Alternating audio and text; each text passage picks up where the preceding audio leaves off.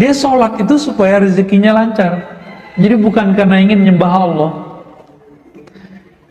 Orang-orang ini kalau dikasih ijazah sama gurunya surat Waqiah, itu surat Waqiah itu kan lam Allah, bukan untuk dia tadaburi, tapi niatnya cuma satu, semoga rezekiku lancar. Dikasih wiridan sama guru, sholawat dong kamu.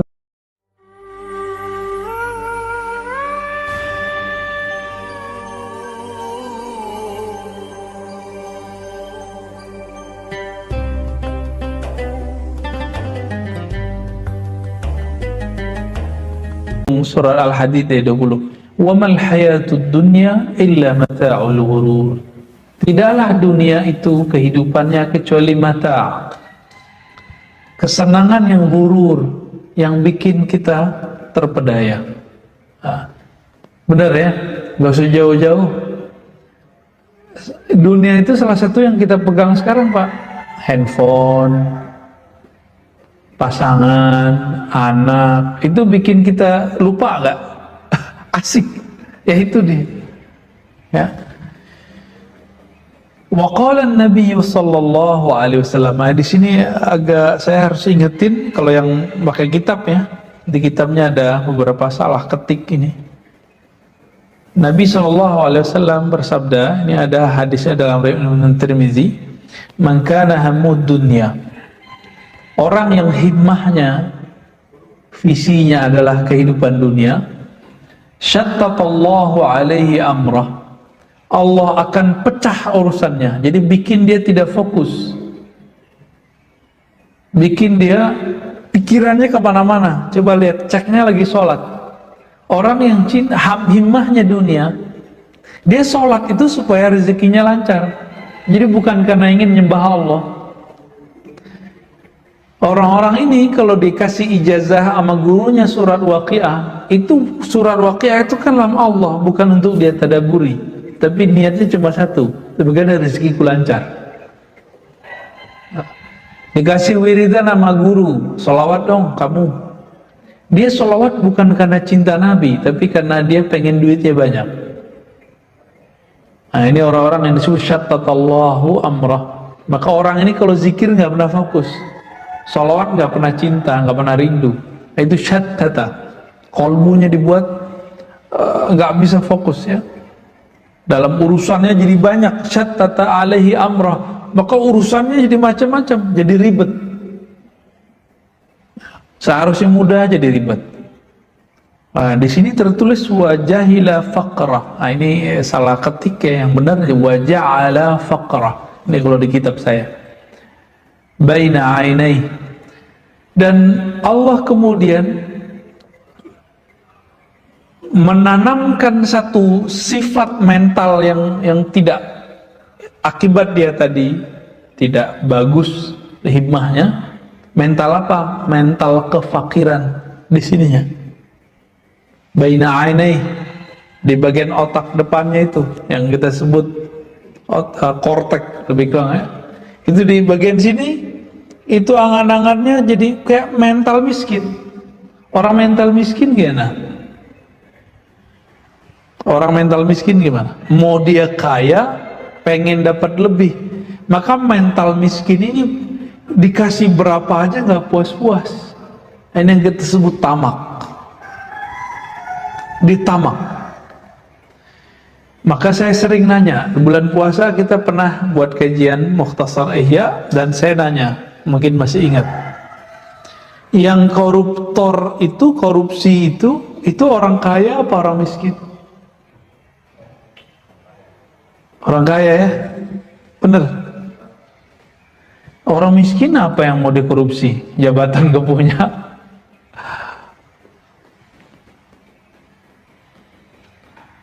Jadi ada penyakit orang yang cinta dunia. Apa penyakitnya? Fakir, mental fakir, mental miskin. Jadi miskin itu penyakit mental kalau dalam ilmu kerohanian. Sedangkan kaya itu adalah anugerah yang dalam jiwa. Ya, al-ghina ghinan nafs. Kekayaan itu adalah ketika kita merasa diberi kecukupan oleh Allah. Apalagi zaman COVID begini, orang-orang dia kadang masih dikasih kecukupan tapi ngeluh terus. Nah, orang fakir, mohon maaf, itu suka ngeluh nggak? Suka ngeluh, suka ngeluh, suka ngeluh. Allah sudah cukupi masih ngeluh, takut orang lain minjem sama dia, ya, maka dia ngeluh. Kalau nggak mau minjemin, nggak usah dipinjemin, nggak usah ngeluh-ngeluh, ya.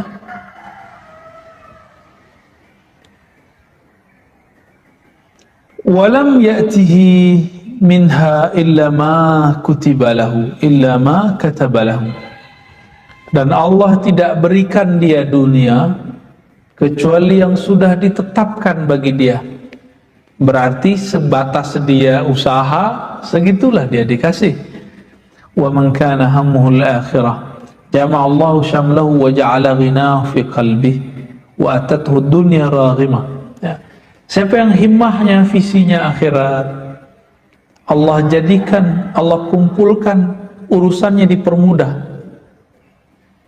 pikirannya pun jadi ringan, ya. Wa ja'ala ghinahu fi qalbi. Lalu kalau tadi kefakiran itu mental yang ada di sini, angan-angan, kalau ini kebalikan, orang yang himmahnya akhirat, Allah tanamkan cahaya namanya Al-Ghani di dalam kalbunya, sehingga orang itu punya rasa kecukupan, merasa cukup aja, cukup gitu. Jadi nggak ada ngeluh. Orang kalau berkecukupan, dia mengeluh nggak? Dia nggak ngeluh. Ah, ini dia. Wa atathu dunya raghimah. Lalu dunia datang kepadanya, ya, seperti kita narik hewan ternak itu kan hidungnya bisa dikasih tali itu, ya. Nah, terserah dia mau ngapain. Nah, ini masalahnya bukan masalah kaya atau miskin, ini masalah mental, ya. Cinta dunia atau cinta akhirat. Wa qala sallallahu alaihi wasallam, man ahabba dunya adarra bi akhirati. Ya. Orang yang cinta dunia, maka dia akan merusak akhiratnya. Ini ada di riwayat Imam Ahmad dan Hakim. Wa man ahabba akhiratah adarra bi dunya. Siapa yang mencintai akhirat, dia akan mengorbankan dunianya. Wa kataba ba'dahu, apa lafaz berikutnya, ya, fa'atharu ma yabqa ala ma yafna. Fa'athiru, ya, maka dahulukan apa yang kekal terhadap yang fana. Yang kekal yang mana? Yang akhirat, ya.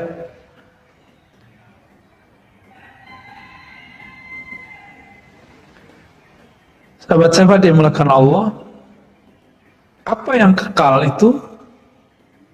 Pertama, mengenal Allah. Yang kedua, ritual menyembah Allah. Itu kekal.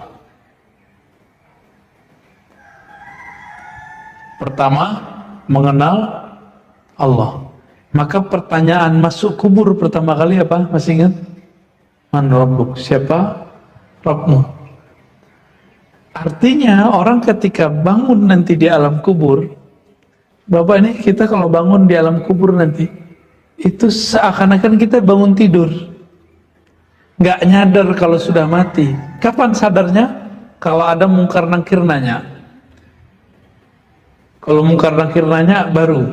Kalau di hadis Imam Nasai itu disebutkan, jika orangnya soleh, yang bertanya ini wajahnya bagus.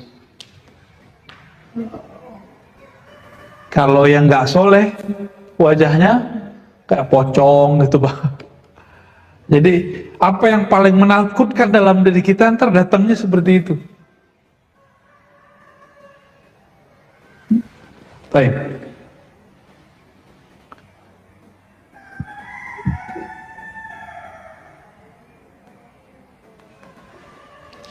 Namun sekarang orang mendahulukan ritual penyembahan daripada menyembah yang mengenal yang disembah. Yang pertama apa dulu dong seharusnya? Mengenal yang disembah.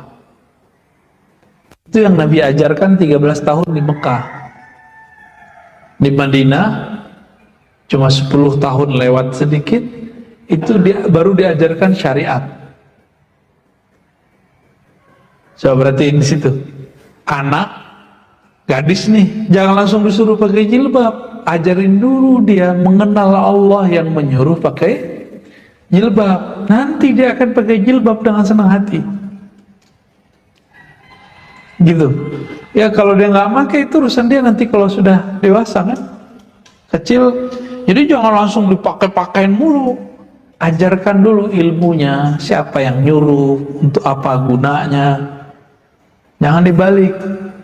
Anak kecil jangan main suruh langsung, kan di hadisnya begitu. Kalau anak 7 bangunin, kalau 10 nggak bangun dipukul. Itu bab fikihnya, bab taklim fikihnya. Tapi di bagian lain kan ada agar mengajarkan anak-anak ma'rifatullah. Ngajarin anak ma'rifatullah jangan yang tinggi-tinggi dulu, yang sederhana-sederhana ya. Baik. Ini tentang dunia. Ya. Lalu ada sebuah hadis ya, riwayat Imam Tirmizi juga, "Lau kanatid dunya tazinu 'inda Allahi junah ba'udha ma saqa kafiran minha qatrata ma wallahi ma dunya fil akhirah illa kama yaj'al ahadukum isba'ahu fil yammi falyanzur bima yarja." Di dunia itu kalau ditimbang di sisi Allah seperti ringannya seperti sayapnya nyamuk, sehingga tidak bisa diberikan untuk orang kafir, apalagi mukmin. Wallahi, Nabi kemudian bersumpah, mad dunya fil akhirah, dunia sama akhirat itu. Jadi teman-teman, silakan serius membangun kebahagiaan di masa tua. Tapi ingat, kita ada masa nanti yang nggak pernah tua. Ini harus dipikirin. Yang ada tuanya di situ. Orang di neraka umur 30-an, orang di surga umur 30-an. Dan itu abadi terus. Nah, ini yang dikatakan di hadis tadi. Dunia itu sama akhirat, kalau mau diukur nikmatnya, coba tangan kita celupin ke laut, tetesan yang nempel itu itulah dunia. Kebayang akhirat nikmatnya gimana? Nggak ada ujungnya, nggak ada ujungnya di akhirat itu. Itu sebabnya kita pasti merasa heran. Kok ada majelis zikir yang rame sebelum pandemi ya? Rame, orang datang dari mana-mana. Ternyata Nabi menyebutnya Raudhatun Jannah, ya, Riyadul Jannah, taman-taman surga. Jika engkau melewati taman surga, maka petiklah, maka iciplah di situ. Ada perintah begitu dari Nabi Sallallahu Alaihi Wasallam. Berarti di dunia ini ada taman-taman surga. Maksudnya apa? Sayyidina Ibrahim dalam hadis yang sahih itu ngirim salam untuk umat Nabi Muhammad Sallallahu Alaihi Wasallam, lalu mengatakan, "Hai umat Muhammad, ketahuilah bahwa surga itu tanahnya subur, tetapi belum ada pepohonannya." Nyambung dengan hadis Imam Tirmizi tadi. Taman surga itu apa wahai Rasulullah? Qala hilakul dzikr, halaqah zikir. Jadi jika ada orang berzikir di dunia, itu langsung dia nanam, Pak. Antum nih baca subhanallah, Ustaz, langsung ada pohon di sana. Subhanallah bihamdihi, subhanallah, langsung ada pohon tuh. Dan gedenya bukan main. Kalau kita zikir 100, teman kita 101, ya banyakkan dia. Kita 100, dia 1000, banyakkan dia. Maka mau buat coupling surga, couplingnya dengan zikrullah. Ya. Dalam hadis itu dikatakan, Nabi Ibrahim berpesan, taman-taman surga itu diciptakan Allah dari tasbih, subhanallah, takbir, ya, tahmid, tahlil, subhanallah, alhamdulillah, wa la ilaha illallah, wallahu akbar. Cuma kita nggak lihat ya, belum lihat ya. Karena belum lihat jadi nggak yakin, karena penglihatannya pakai ini. Kita ini kenapa disebutkan sama dengan binatang ternak oleh Allah Ta'ala? Karena pandangannya cuma pakai mata ini.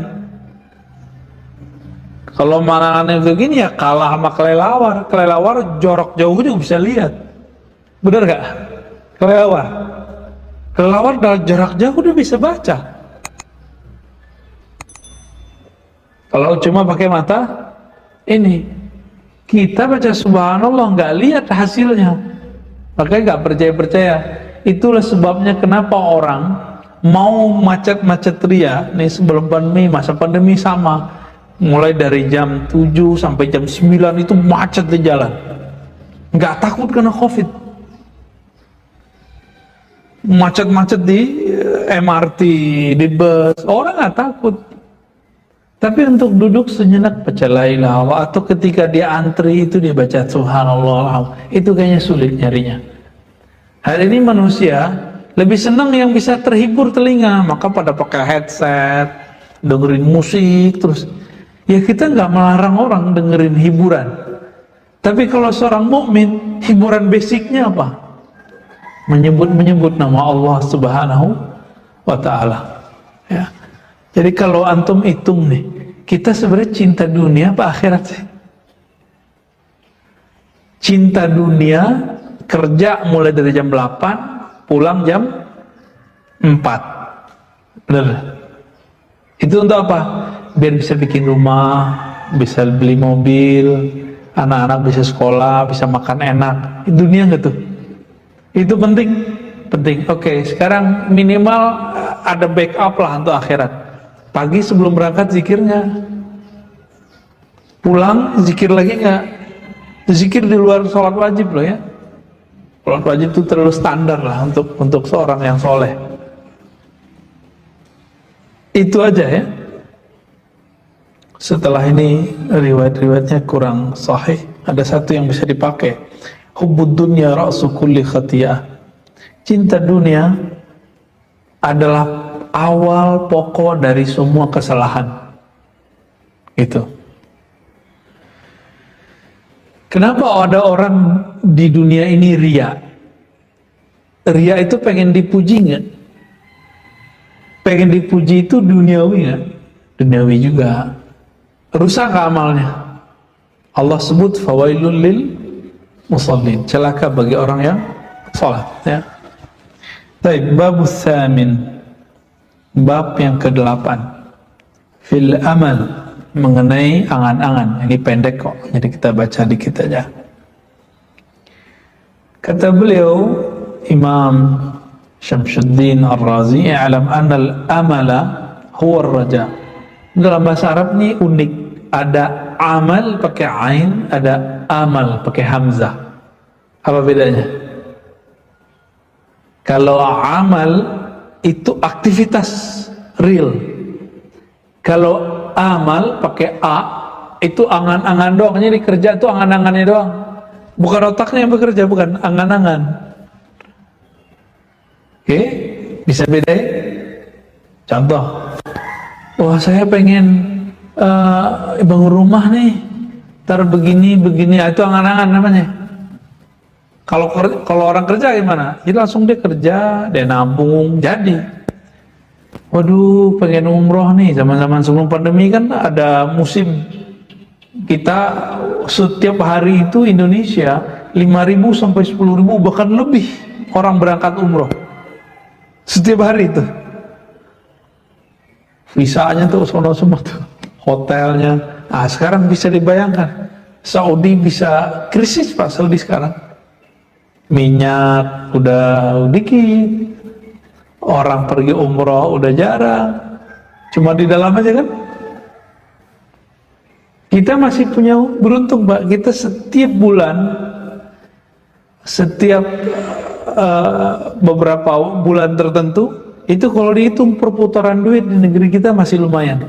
55-60%. Jadi kalaupun resesi kita masih kuat. Ekonomi mikronya ya. Wallahu alam, nanti tanya ke ahli-ahli ekonomi. Tapi secara makro udah banyak tumbang ya. Kita nyaksiin lah teman-teman kita yang tutup buku, tutup perusahaan, banyak banget. Nah itu yang disebut tadi laibun walahun, ya main-main aja, ada yang naik, ada yang jatuh, suka-suka Allah lah main Lego. Dunia ini Legonya Allah Subhanahu wa ta'ala. Apa kata beliau? Al-amala huwa raja. Angan-angan itu pada dasarnya adalah harapan. Wa ta'allaqal qalbu bil baqa. Wa ta'allaqul qalbi bil baqa. Harapan-harapan, angan-angan ya. Sedangkan kolbu itu maunya bukan berharap kepada angan-angan, maunya kepada yang abadi. Faman tala amaluh istaghalla bil jam'i wa tahsil wa ghafala 'anil maut wa tarakahu nasyan mansiyah kaman ayqana annahu sayabqa ila aqsa awqatil ajal. Maka orang yang sibuk dengan amal, angan-angan, kalau kolbu enggak melahirkan amal, lain lagi ceritanya. Siapa yang sibuk dengan angan-angannya, maka ujung-ujungnya hidupnya apa? Fulus. Ya semua orang butuh fulus. Semua orang butuh duit. Tapi jangan jadikan itu tujuan gitu. Apa bedanya orang yang menjadikan harta itu tujuan? Kalau dia menjadikan tujuan, apa saja caranya dia harus dapat, halal atau haram. Tapi kalau orang menjadikan dunia itu bukan sebagai tujuan dia, maka dia seperlunya aja. Imam Sya'rani menyindir murid-muridnya. Apa kata Imam Sya'rani? Betapa hinanya kita, lebih hina daripada binatang buas seperti anjing, guguk. Anjing itu kalau udah kenyang, dia tinggalin makanannya, Pak. Dia nggak pernah bawa pulang ke kandangnya terus mengatakan ini untuk esok, saya tabung dulu nggak ada. Itu Imam Sya'rani ngomong di kitab Al-Bahrul Mawrud Al-Minal Al-Kubra. Ya. Kalau kita gimana? Kita tabung ya? Tabung. Padahal tabung belum tentu untuk kita juga. Ya. Ini saya ngomong doang nih Pak, mudah. Prakteknya di kita juga berat. Di saya juga berat. Ini ujian semua orang nih. Mau kiai, mau ustadz, mau dokter, nggak dokter sama aja. Ya. Maka orang yang udah main di angan-angannya, apa yang terjadi? Ishtaghala bil jam'i wa tahsil. Dia sibuk nanti untuk ngumpulin sama memperoleh dunia. Dunia diperoleh, badan sakit-sakitan, mulai sakit gula, hipertensi, jantung, wah lengkap deh. Pengen buat rumah gede-gede supaya anaknya itu enak tidur, tahu-tahu pas udah agak tua, anak-anak bikin rumah sendiri di luar. Sepilah di rumah berdua. Syukur kalau masih berdua. Kalau satunya meninggal, lebih sepi lagi. Nah ini yang disebut laibun walahun, Lego. Suka-suka Allah mau diapain? Kita kejar-kejar supaya nanti enak di masa tua, ternyata nggak enak. Coba tanya sama orang pensiun, bapernya tinggi. Bapernya tinggi, nggak ditelepon anak, ditelepon anak nggak diangkat, itu perasaannya masya Allah. Padahal secara materi udah cukup, ya. Wa ghafala 'anil maut, dia nanti lupa daripada kematian. Wa tarakahu nasyan mansiyah, ya, lalu meninggalkan mengingat maut. Nasyan mansiyah, seakan-akan dia lupa, ya. Kama aikana anu sabqa ila aqsa awqatil ajal. Tahu-tahu lagi asik-asik nyari kena Covid mati, kan? Benar ya? Ini sekarang udah banyak kan, lebih cepat penyebarannya. Lebih cepat penyebarannya, Pak. Jadi orang-orang yang sehat hari ini, kita nggak tahu kalau di dalam dirinya ada komorbid. Apa yang terjadi? Sekarang kena, besok udah meninggal. Nih, itu agak cepet nih, untuk ukuran COVID agak cepet. Masih pasang status kemarin di Facebook. Sekarang udah nggak ada, udah dikubur. Nah, ini udah mulai muncul nih. Nanti ada virus mungkin lebih dahsyat dari ini. Kena mati gitu. Nauzubillah min dzalik. Nauzubillah min dzalik ya.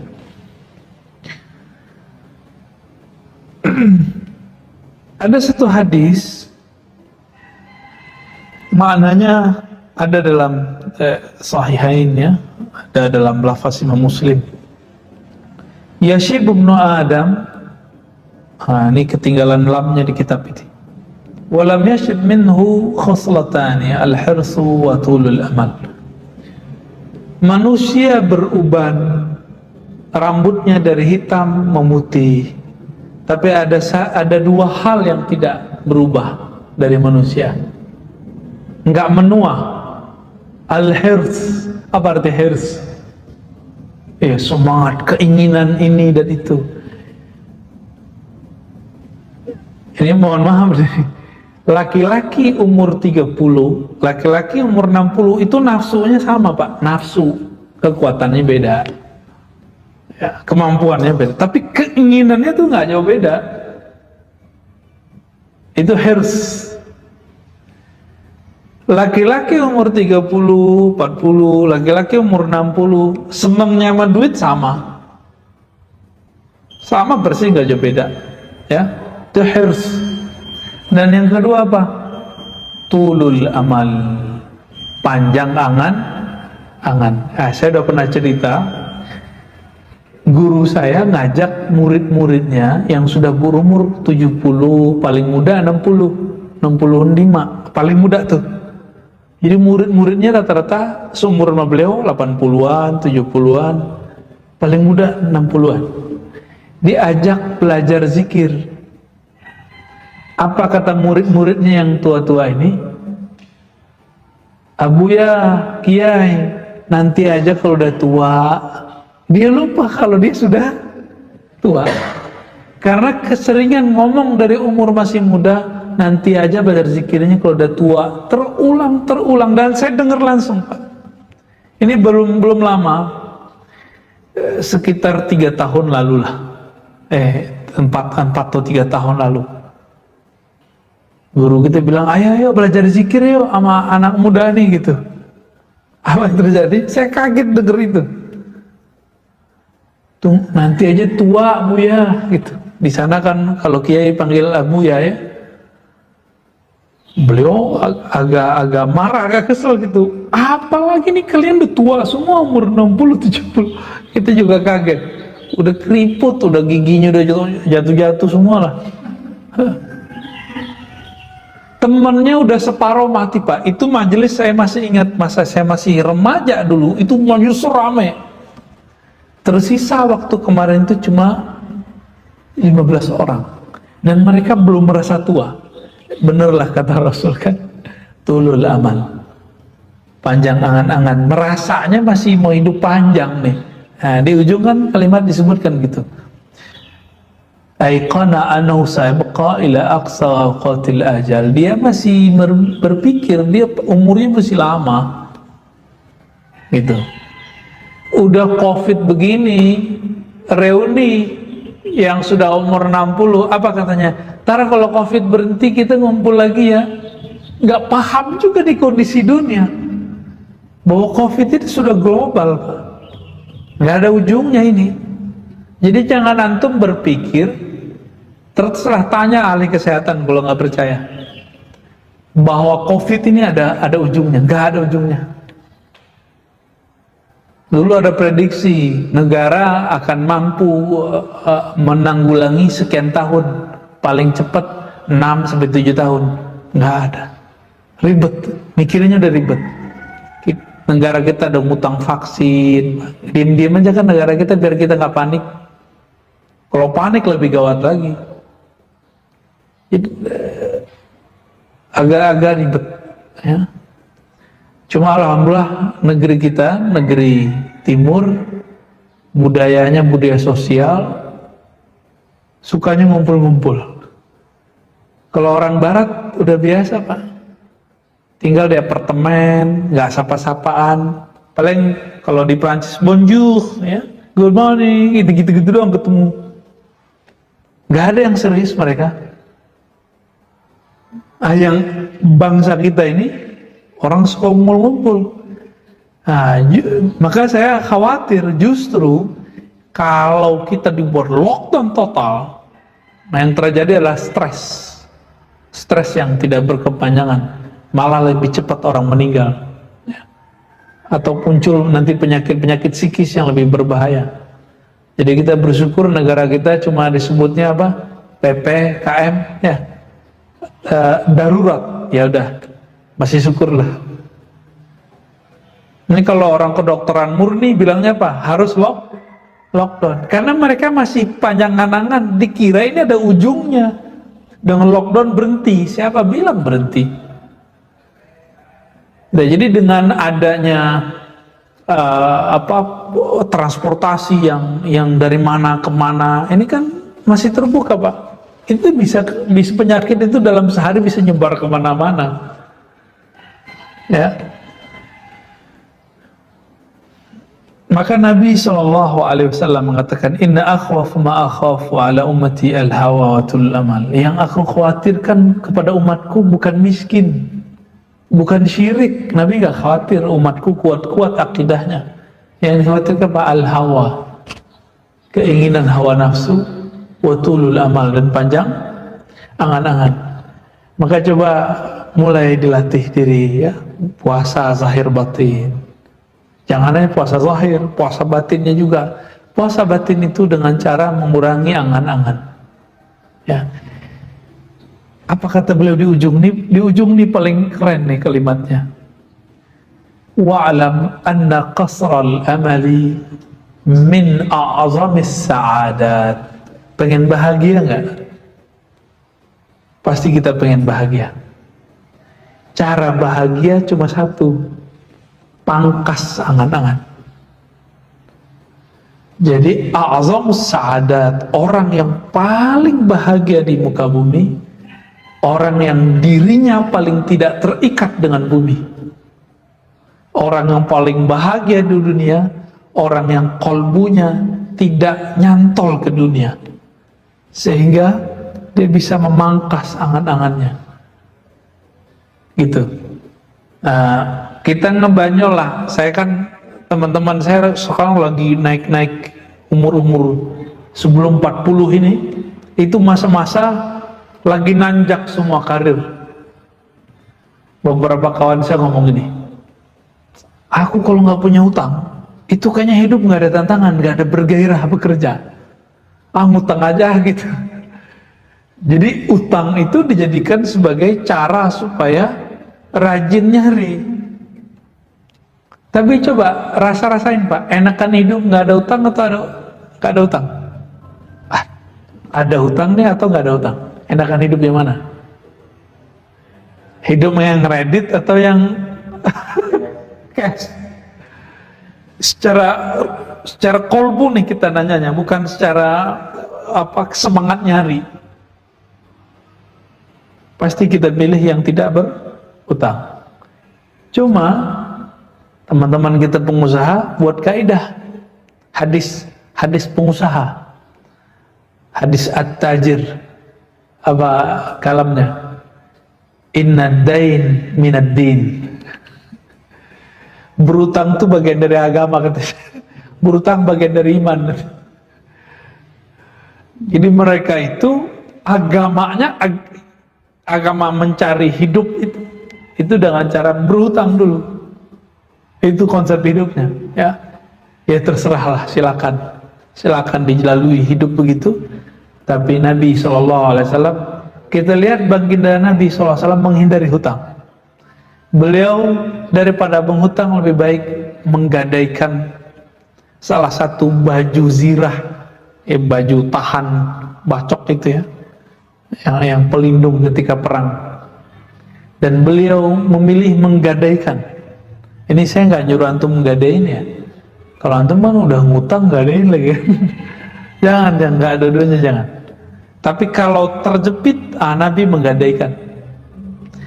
Kepada siapa Nabi menggadaikan? Kepada orang Yahudi. Ini bukti bahwa boleh interaksi dengan orang-orang Yahudi dalam urusan duniawi. Ya. Nah, itu Nabi SAW. Ternyata Nabi berdoa, ya Allah lindungi aku daripada ghalabatid dain, belenggu hutang, dan qahrul rijal. Ya, qahrul rijal ini tekanan orang yang menekan, ya mungkin debt collector dan sejenisnya itu. Jadi Nabi sudah melakukan itu. Maka teman-teman coba wiridkan itu jadi doa. Gak usah pakai bahasa Arab, pakai bahasa Indonesia boleh. Tapi kalau Arabnya Allah min'a'udzubika min ghalabatid dain wa qahril rijal. Minimal sekali sehari aja. Ya Allah lindungi aku, jaga aku daripada belenggu hutang. Kalaupun berhutang tapi tidak membelenggu gitu. Amin ya rabbal alamin. Kira-kira itu teman-teman. Kalimat inti di kitab ini ada di ujung tadi. Jika ingin bahagia, maka pangkas angan-angan. Jangan banyak pikirkan dunia. Jalani aja hidup di dunia. Kerja ya kerja, tapi jangan nyantol hati pada tempat bekerja. Baik. Khalas Ustaz, cukup. Ustaz Harun. Boleh. Gak usah nanya tanya jawab lah.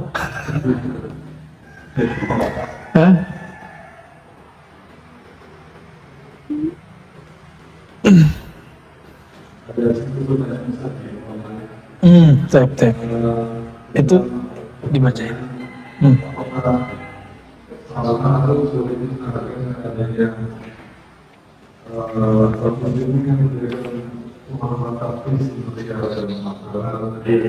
Iya.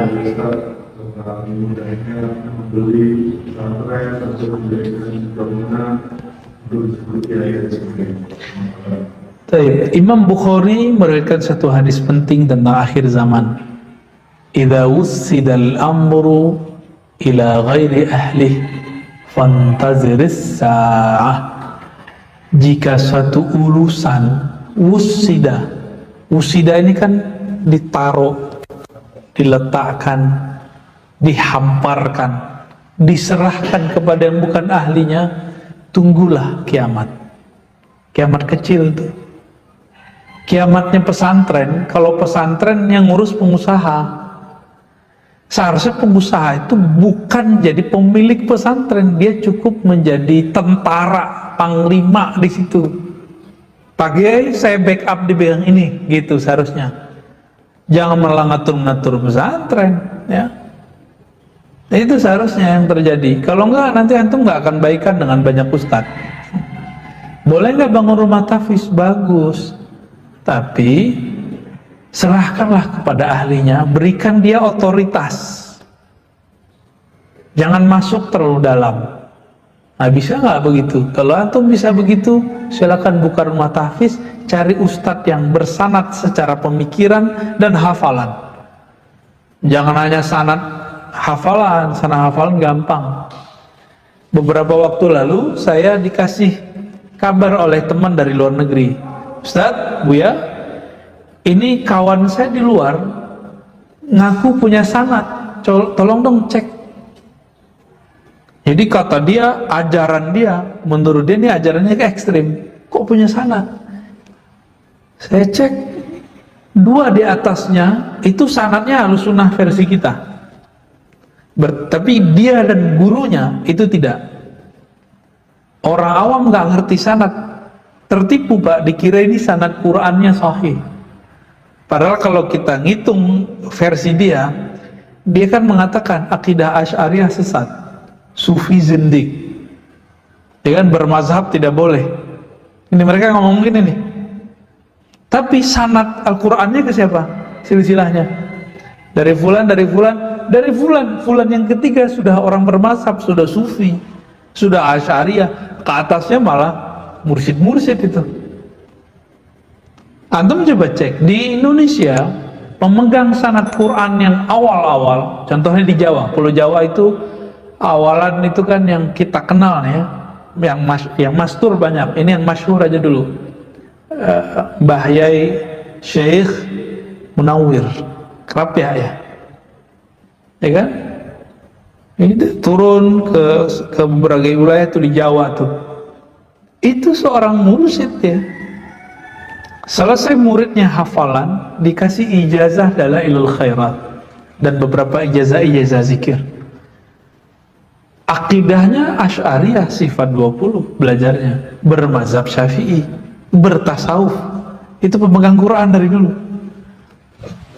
Di Sumatera Barat khususnya, tempat saya lahir, itu ada yang lebih tua, namanya Syekh Abdurrahman, ya.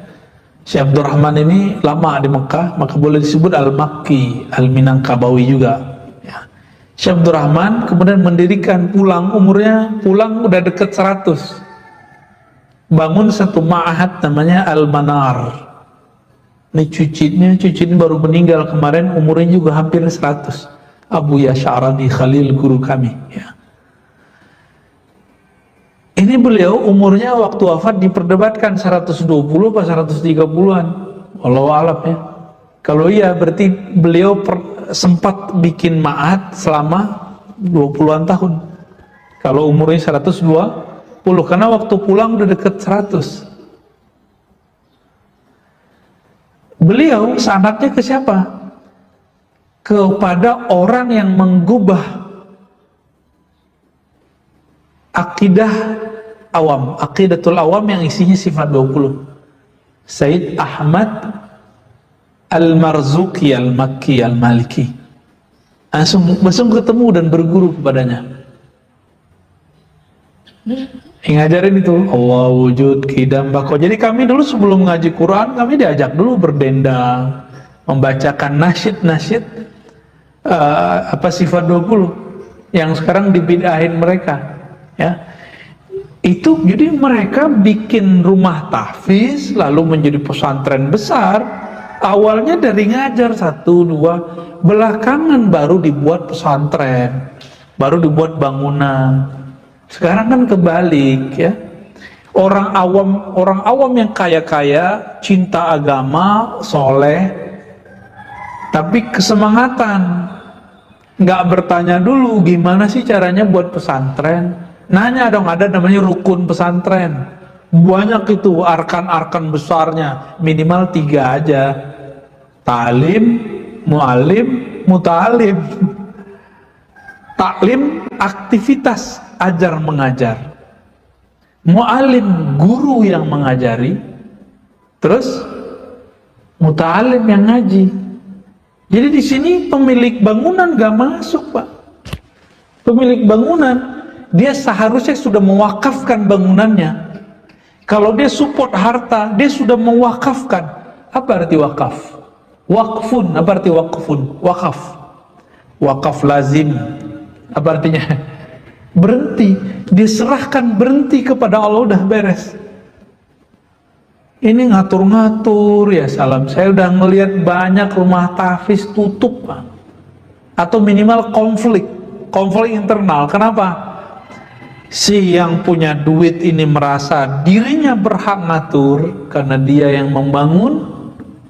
Si kiai merasa kok wilayah saya diintervensi. Si yang punya duit merasa ente kan aneh yang gaji, kalau nggak pergi aja. Itu apaan tuh, Pak? Nah, ini akibat jika urusan pesantren dikelola oleh bukan ahlinya. Coba kita balik. Coba kalau orang ini punya perusahaan, serahin kiai yang ngurus, bisa nggak? Oh beda Ustadz, ini kan saya yang bangun usaha saya. Ya kalau ngajar usaha siapa? Kan usaha kiai. Jadi tolong kalau antum memang berminat ya, bapak-bapak, saudara, sahabat ada yang berlebih, lebih baik mendonasikan hartanya, kepunyaannya, mewakafkan mutlak secara langsung kepada orang yang menurut kita ikhlas fisabilillah. Ya, Jangan menurut kita, kalau nggak sesuai sama saya buang. Emang boleh seorang murid ngomong begitu tentang gurunya? Jadi udah terbalik, Pak. Orang kaya mendadak jadi Pak Haji Kiai. Ya. Kalau Pak Haji doang boleh, dia udah mengiaikan dirinya. Dan saya melihat ini apa ya? Bikin hancur banyak pergerakan tahfiz. Akhirnya apa? Cari kiai yang dia asal aja, yang penting ada yang hafal Quran, masukin. Dia nggak tahu si ustadz ini sanad Qurannya mungkin ada, tapi sanad pemikirannya nggak beres. Mulai mengajarkan radikalisme, nggak boleh hormat ke bendera, kan boleh banyak sekarang. Anti NKRI, udah gawat, Pak. Kita nggak sepakat amat sama demokrasi barat, makanya di Indonesia ada demokrasi sendiri. Bukan berarti kita kemudian membuang, oh dari Yunani buang, lalu dia lupa sistem monarki juga dari sono, kerajaan-kerajaan itu. Ya, ada pertanyaan dari Klaten ya, Bu Dewi. Assalamualaikum Buya, seperti ceramah Buya tadi, ada hal yang sangat menjadi motivasi, yang memotivasi saya, bahwa dalam diri kita ini ada sifat hewan ternak, hewan buas. Nah pertanyaannya, ilmu tauhid af'al tentang menyatukan zat dan sifat itu benarkah menjadikan kita manusia seutuhnya? Waduh, nyambung kemana nih? Ya, ini dua hal yang beda. Untuk membersihkan manusia dari sifat hewan ternak yang tamak dengan sifat hewan buas yang bengis, pemarah, emosional, pendendam, ini dengan tazkiyatun nafs, dengan membersihkan sisi kejiwaan kita, nafs kita. Itu disebut dengan riyadhah, latihan. Keseriusannya disebut dengan mujahadah, diulang lagi. Jadi antum itu belum disebut mujahadah kalau belum istiqomah. Jadi apa ciri-ciri orang yang mujahadah sungguh-sungguh? Istiqomah. Kalau riyadhah latihan doang biasa. Riyadhah itu artinya latihan berulang-ulang. Tapi kalau nanti ada saat tertentu diuji keistiqomahnya, bisa istiqomah atau tidak ya. Bagaimana dengan kaitannya dengan ilmu tauhid af'al ya, tentang menyatukan zat dan sifat? Oh jangan ya. Tauhid itu menurut ahli ma'rifatullah itu ada 4 macam. Tauhid asma, tauhid terhadap nama Allah. Namanya banyak tapi yang punya nama satu. Jadi al-wahdah fil kathrah. Allah itu esa dalam keragaman namanya. Ada nama Allah yang terpancar di tumbuhan, muhyi, mumit, ya, maka dia hidup, ada yang mati. Ada nama Allah Pak di badan kita ini, sifatnya hayat. Itu Allah percikkan ke dalam diri kita. Disebut nafakhtu fihi min ruhi. Aku tiupkan bagian dari rohku. Di situ ada sifat-sifat. Itu titipan dari Allah Subhanahu wa taala. Lalu zat. Itu beda lagi. Sebelum sampai ke zat, pertama tadi apa? Nama. Yang kedua af'al. Tauhid af'al memandang dalam keragaman perbuatan kejadian di duniawi, semuanya bersumber dengan itu terjadi karena izin Allah. Saya mau tanya, berkali-kali saya tanya nih, ini COVID ini bagian dari perbuatan Allah enggak? Oh Ustaz, ini konspirasi. Iya, tapi izin Allah enggak? Atau ada sesuatu terjadi di dunia yang terjadi bukan karena izin Allah? Jika ada, berarti ada Tuhan selain Allah dong. Nah, orang ini musyrik. Musyriknya khafi. Dia ngomong asyhadu alla ilaha illallah. Maka nanti kalau dibangkitkan di akhirat, barisannya bukan sesama muslim. Walaupun waktu dulu hidup di dunia sholat, tapi batinnya ini nggak benar. Ya. Kira-kira gimana? Covid itu makhluk Allah bukan? Emang wajahnya COVID gitu ya? Ada bulu-bulu gitu ya?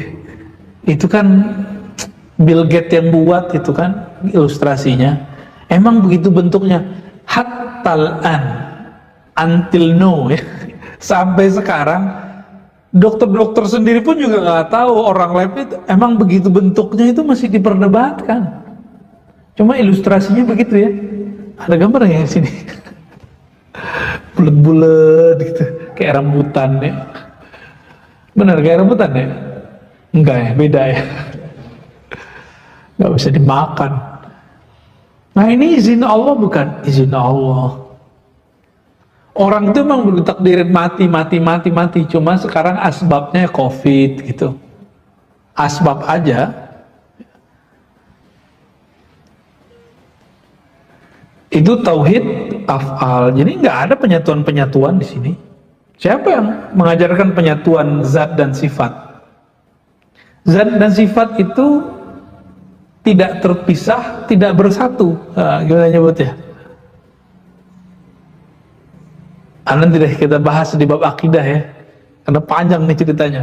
Ada tauhid level 3, tauhid sifat.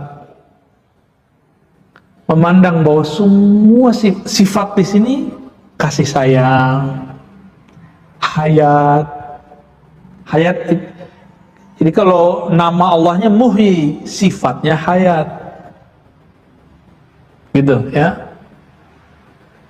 Allah itu Khaliq, namanya nih ya, pencipta. Lalu apa sifat yang Allah turunkan di situ? Itu turunannya nanti. Ada hayat, ada sama, ada apa? Itu sifat. Apabila si hamba sudah jatuh cinta kepada Allah, jatuh cinta mungkin nggak kalau nggak kenal? Nggak mungkin. Tambah dia kenal Allah, tambah hilang sifatnya, hilang kediriannya. Maka tauhidus sifat ini sudah tauhid tertinggi untuk tataran wali-wali Allah. Inilah yang disebutkan di dalam hadis Imam Bukhari. Ini bukan ngada-ngada loh ya. Antum ada ceritain begini dikira ini ngarang-ngarang, nih bukan. Ini yang dulu yang diajarkan oleh Syekh Abdul Somad Palembani, warisan dari ulama Madinah Syekh Muhammad bin Abdul Karim Samman. Murid yang lain yang juga berguru kepada Syekh Abdul Somad. Jadi Syekh Abdul Somad ini umurnya panjang, jadi asisten guru sekaligus. Muridnya Syekh Muhammad Arsyad Al-Banjari, Nafis Al-Banjari, ya, Mukhtaruddin Palembani. Itu mereka semua ngambil ilmu dari Syekh Abdul Somad dan gurunya Syekh Abdul Somad. Siapa? Muhammad bin Abdul Karim Samman. Maka di Betawi itu ada namanya Rotib Saman. Cuma sekarang tinggal rotibnya doang, zikirnya udah hilang, ma'rifatnya sudah hilang. Mengajarkan ini Pak, ada yang cuma ngajarin sampai tauhid asma, ada yang ngajarin sampai tauhid af'al, menganggap tauhid af'al udah paling tinggi ya. Ya tergantung apa yang dia rasakan. Ada yang tauhid sifat. Di Sahih Bukhari dia katakan, jika aku mencintai hambaku, maka aku ganti sifatnya. Kuntu sama'u alladhi yasma'u bi. Dia memandang bukan dengan pandangan dia lagi, tapi sudah dengan pandangan. Kalau kita memandang udah jarak 1 kilo bisa lihat gak? Ini 500 meter aja udah kelihatan kecil. Tapi kalau memandang dengan basornya Allah gimana? Nah itu betauhid sifat namanya. Ini sudah, kalau wali ini makamnya sudah kutub, poros. Kutub itu semi-semi mujtahid. Jika di fikih mazhab, mujtahid boleh bikin mazhab sendiri, kira-kira kutub ini sudah boleh buat torikot sendiri deh. Itu sebabnya torikot banyak, sebagaimana mazhab itu banyak. Karena kalau wali sudah sampai di makom itu, dia punya izin, punya sin untuk merumuskan. Muhammad Rangga Maheswara ya. Apa kategori orang berilmu yang boleh mendirikan pondok? Orang berilmu yang dia punya guru, diizinkan gurunya, diperintahkan gurunya. Minimal gurunya bilang, ente pulang ajarin orang, nah itu udah izin. sudah izin bikin pondok namanya. Apakah salah dengan kondisi sekarang ini dengan maraknya pondok tahfiz? Kita senang sih ada orang buka pondok tahfiz. Cuma yang kita khawatirkan apa? Karena yang megang pondok tahfiz ini bukan orang yang punya sanad keilmuan ahlus sunnahnya tidak jelas tadi, maka dia akan boleh saja dia ngaku dia ahlus sunnah. Di situ muncul indoktrinisasi anti nasionalis. Maka antum gak usah pura-pura gak tahu lagi. Sekitar kita banyak pondok tahfiz yang ngajarin anaknya gak boleh hormat ke bendera, ya kan? Gak usah pura-pura gak tahu lah ya. Saya juga nyaksin banyak banget nggak ada upacara bendera ya, yang nggak wajib sih secara agama, tapi ini kan secara nasional wajib. Kenapa kalau di jalan kita taat sama apa lampu jalan, marka jalan, tapi di sekolah kita nggak taat? Kesusupan. Jadi silahkan buat rumah tahfiz, tapi tahu posisi kita. Kalau perlu minta ke Kerapia sono, apa Pangandaran, ke Kudus, Bahaya Arwani, itu kan murid-muridnya banyak. Minta ke sono referensi. Nanya ke ahlinya. Saya punya kelebihan nih Pak Kiai, pengen ada rumah tahfiz, gurunya yang terjamin. Ntar dicari nama dia. Gitu modelnya. Jangan inisiatif sendiri. Ya, lalu mencari yang sesuai dengan pemikiran kita, jangan. Langsung kalau udah ketemu isyarat kalau dari guru, langsung akad wakaf. Ustadz, ini saya sudah wakafkan, tertulis, kita buat nanti semacam support. Tapi pastiin dulu ya, jangan sampai kesusupan. Ini penting sekali. Kita kaget sekali anak kecil udah berani bentak orang Kudut. Itu neraka, bid'ah katanya. Ya. Dulu anak saya Pak diajarin ngerapetin saf. Yang nggak rapat safnya di pesantren, dia bilang neraka. Gitu kaget kita kan. Karena pernah begitulah. Pernah dapat guru yang begitu. Dulu kan saya juga sama. Dulu pernah lama nggak hormat ke bendera. Mulai dari kelas 3 SMP Sanawiyah, saya udah nggak, kelas 2 udah nggak hormat ke bendera. Jadi saya mengerti Pak, pemikiran ini saya mengerti, makanya saya berani ngomong. Ya. Baik, Hari Surya Putra. Bagaimana kita mengajarkan anak kepada Allah secara sederhana sesuai kemampuan anak itu ya? Anak itu makhluk visual, maka berceritalah tentang pengalaman, bercerita, jangan cerita teori. Jadi nggak usah diajarkan sifat 20 kecuali dinyanyiin doang. Lalu ajarkan misalnya Allah itu nama yang menciptakan, yang membuat bumi, langit gitu. Nah kita tunjuk tuh nih. Nanti kita kasih pertanyaan, Dek, jadi siapa yang buat langit? Siapa yang buat bumi? Nanti dijawab Allah. Minimal masuk dulu tuh. Masuk dulu. Kalau meja ada yang buat, kalau gelas ada yang buat, kalau mobil ada yang ciptakan, masa alam semesta sehebat ini gak ada yang ciptain? Terus siapa yang ciptain? Namanya di dalam Al-Quran disebut Allah ya. Dalam bahasa lokal disebut Tuhan, ya, Pangeran, itu istilah aja. Ya, kalau di kampung saya nyebutnya Tuan Allah. Ada ahnya Pak, Tuan Allah. Dan itu di Jawa sama, Gusti Allah. Ya, kalau orang Sunda sih Pangeran ya, Gusti Pangeran ya. Antum nggak ngerti, antum orang Lombok ya. Oh beda bahasanya. Jadi ke anak tuh cerita. Bawa cerita, jangan doktrin.